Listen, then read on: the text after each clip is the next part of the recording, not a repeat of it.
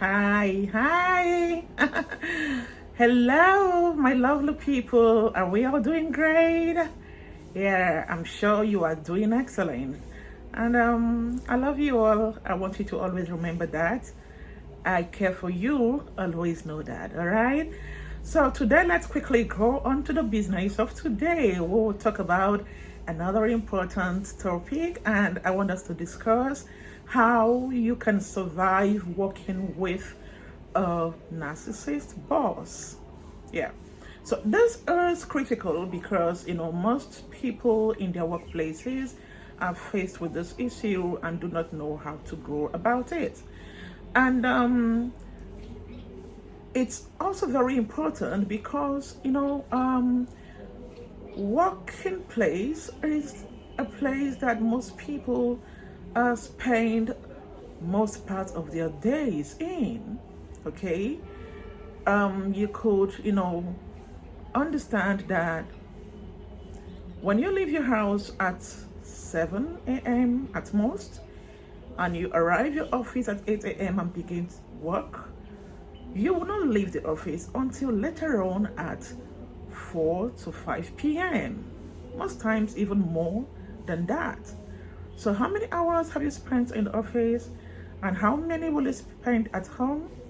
Okay, so you could see that you just get back home, do a little bit within 2 to 3 4 hours, and you sleep for like 8 hours, you wake up, and then you move to the office.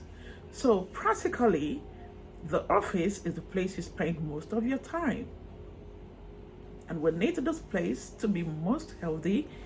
We need this place to be very friendly.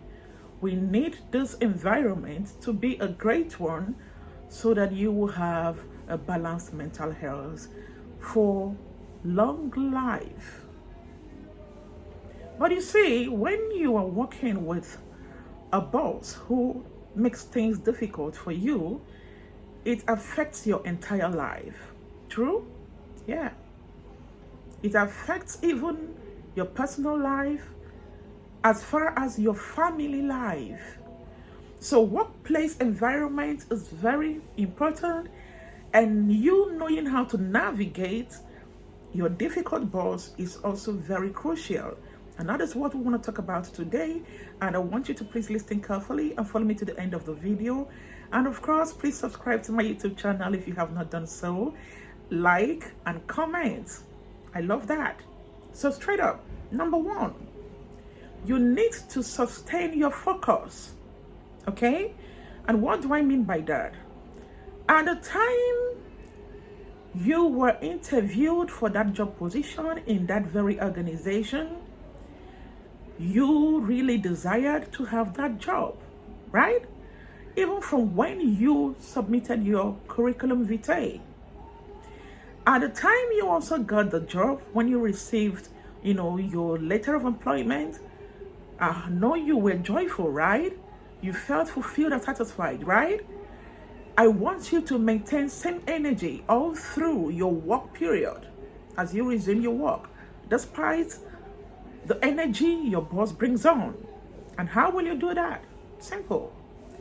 Always remember at the back of your mind what your focus and your objectives were. Remember, in your curriculum vitae, you had a section for career objective, and you stated this very clearly. So please always go back there to read that career objective and ensure you maintain the steps and the processes of actualizing it. It is for you. It is personal. It is not entirely for your organization. It is for your personal, because it will build on your knowledge acquisition, capacity strengthening that will ensure your promotion in that organization or in another. So your career objective is very crucial, and you need to always remind yourself of what it is and ensure you stay in focus. You didn't come to that organization to compete with anybody. You didn't come to make enemies. You didn't come to make friends. You came to prove yourself. Right? You came to show that you are who you said you are. That you didn't deceive anybody nor yourself during your interview, right? So stay focused on proving that you are who you said you are. That's simple. Remember also, there is this crucial question HR always asks during interview about, relationship building, teamwork, and all of that. What was your answer? Always remember that, okay? And put it to work. Remember that you didn't come there to fight with anybody, but you have come to prove yourself. So, sustain your initial focus. Number 2, I call this play the piper to dictate the tone. Now, you need to study the DNA of your boss and find out his or her weak points. And what do I mean by that? Find out what he or she loves when the person becomes happy. Does he or she love discussing politics? And does that excite the individual? Does he or she love discussing football? And does that excite the individual? What is it that makes the person loose and free? It may not be with you. It could be with other senior colleagues of his or her cadre, but you need to be very intentional to find this out and leverage on it, take advantage of it. So when you discover this, then you wait. There will be that day and that time when this boss of yours will reduce his or her narcissist tendency on you and try to be friendly, then you strike. Striking here is not about fighting, it's not about, being revengeful, but you use those things he or she likes to get through to the person. You need to penetrate this individual for you to survive your workplace. You know this, you can never choose who you will work with. You can never. And no organization is perfect when it comes to, work environment collegiality. They only try their best to stay within organizational culture. So you have a stake to ensure that your responsibility is uptight. Ensure that your relationship with your boss is uptight, despite the persona of the individual. It is your responsibility to ensure that you work in a wonderful, friendly circle with your boss. It doesn't matter how difficult the individual is. It is you. It is about you. So find out what is it that interests this individual that makes this person to be loose or free at certain times. That is his or her weak point, and take advantage of it. So when he or she finds out that both of you have a common interest in a particular issue or event, I'm sure the person will begin to warm up to you directly or indirectly. And with time, it gets better. So please learn this. Number 3, always be way ahead.